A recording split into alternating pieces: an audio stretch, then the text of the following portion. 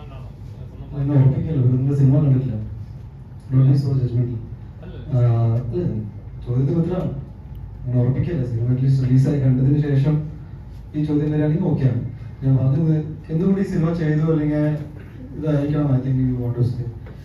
രഞ്ജിത്ത് പറഞ്ഞ അതേ കാരണങ്ങളാണ് എനിക്കും. ലൈക്ക് ഒരുതരം എൻ്റെ അടുത്തൊരു കഥ പറയുമ്പോൾ ഒരു ആക്ടറിന് വേണ്ടത് എന്താണെന്ന് വെച്ചാൽ ഒരു സെൻസ് ഓഫ് ഇത് എന്നെ കൊണ്ട് പറ്റുമോ എന്നൊരു ചോദ്യം വരുമ്പോൾ ഒരു സെൻസ് ഓഫ് എക്സൈറ്റ്മെന്റ് വരും. അപ്പം ഞാൻ അങ്ങനെ ചിന്തിക്കുന്ന ഒരാളാണ്.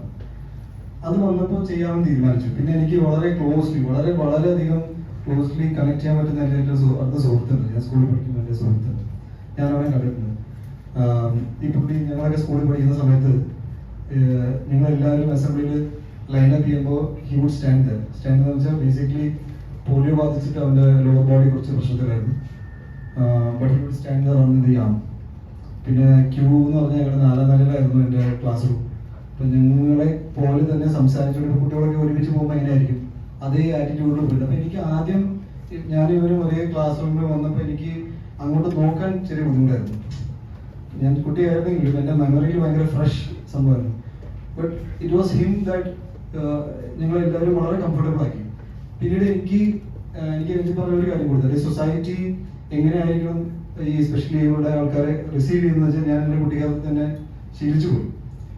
എനിക്ക് അങ്ങനെ ഞാൻ സിമ്പത്തൈസ് ചെയ്ത് സംസാരിക്കാനോ അല്ലെങ്കിൽ അയ്യോ ഒരു തമാശ പറഞ്ഞാൽ അവർ വിഷമമായി പോകും അങ്ങനെ ഞാൻ ചിന്തിക്കാറില്ല. അപ്പം എൻ്റെ ഇത്തരം ഫ്രണ്ട്സുകളോട് ഞാൻ നോർമലി ഒരാളോട് ഇങ്ങനെ ഒരു സത്യം പറഞ്ഞാൽ ഇപ്പോൾ പബ്ലിക്കലി പറയാൻ പറ്റില്ല, പക്ഷെ ഞങ്ങൾ ഫ്രണ്ട്സിനായിട്ട് ബോഡി ഷേമിങ് ഞങ്ങൾ ചെയ്യും. അവര് എന്നെ ജിമ്മൻ എന്ന രീതിയിൽ കളിയാക്കുമ്പോൾ ഞാൻ അവര് മറ്റേ എലുമ്പോലാണെന്ന് നീ പറയുന്ന ഒരാളാണ്. ഇത് ഫ്രണ്ട്സിന്റെ ഇടയിൽ സംസാരിക്കാൻ അറിയാൻ ഇപ്പൊ പബ്ലിക്കിൽ പറയില്ല, ഞങ്ങൾക്ക് അണ്ടർസ്റ്റാൻഡിംഗിൽ പറയണം. What is the excitement about the film. ഈ എക്സൈറ്റ്മെന്റ് കഥ പറയുമ്പോഴും അതിനുശേഷം ഞങ്ങൾ ഏകദേശം Ranjith only right to send me 28 to 29 draft of script ഇങ്ങനെ അയച്ചുകൊണ്ടിരിക്കും. അപ്പൊ ഞാനൊരു അത് ആദ്യമായതുകൊണ്ടാണ് അത് ജയസൂര്യൊക്കെ പറയും ഒരു സ്ക്രിപ്റ്റ് വേർഷൻ അയച്ച് അത് വായിച്ചു കഴിയുമ്പോഴേക്കും അടുത്ത് വന്നിട്ടുണ്ടോ. ഏറ്റവും കൂടുതൽ പൈസ കൊടുക്കുന്നത് DTP ഷോപ്പിലാണ്. രാവിലെ have send you another email എന്ന് പറഞ്ഞു നോക്കുമ്പോൾ പിന്നെയും ഞാൻ വായിക്കും.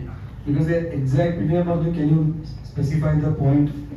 ബിക്കോസ് ഞാനിത് വായിച്ചുകൊണ്ടിരിക്കുക. What is that by the time ഞാൻ ഷൂട്ട് ചെയ്യാൻ ഞാൻ ഇമോഷണലി ഈ ഗണേഷ് എന്ന കഥാപാത്രമായി മാറാൻ സാധിച്ചു. It was easy for me. എനിക്ക് അതായത് ഇമോഷണൽ ചാലഞ്ചാണ് നമ്മൾ എപ്പോഴും ഇതിൽ എക്സ്പ്ലോർ ചെയ്യാൻ നോക്കുന്നത്. ഫിസിക്കാലിറ്റി ഇൻ ടേംസ് ഓഫ് ഈ വീൽ ചെയർ മാനുവറി അല്ലെങ്കിൽ അത് വെച്ചുള്ള കാര്യങ്ങൾ എനിക്ക് പെട്ടെന്ന് maybe it was easier comparatively. അപ്പോൾ നിങ്ങളുടെ ചോദ്യം നമുക്ക് വേണമെങ്കിൽ പിന്നീട് ഡിസ്കസ് ചെയ്യാം സിനിമ റിലീസ് ആയതിനു ശേഷം. ആക്ച്വലി മുമ്പ് പറഞ്ഞപ്പോഴാണ് ഓർത്തത് ഈ ആദ്യമായിട്ട് നമ്മൾ കഥ ആലോചിക്കുമ്പോൾ ഫസ്റ്റ് ഓഫ് ഓൾ ഇത് എക്സ്ട്രീംലി ചാലഞ്ചിങ് ആണ്.